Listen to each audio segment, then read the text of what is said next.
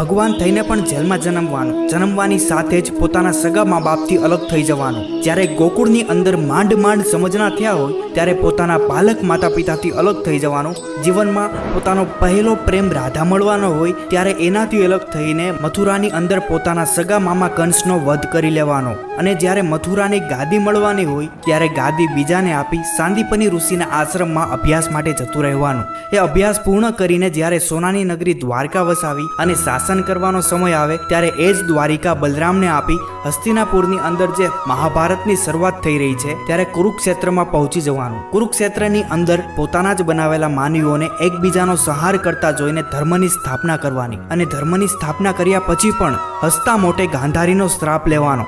અને શ્રાપ લીધા પછી પોતાના જ યાદવોનો એકબીજાનો વિનાશ કરતા જોવાનો. અને છેવટે પોતે ભગવાન હોવા છતાં પણ એક પારધીના તીરથી સામાન્ય માણસની જેમ મૃત્યુને પ્રાપ્ત કરવાનું. અને પોતાનું શરીર છોડીને જગતના હૃદયમાં અમર બનીને રહેવાનો.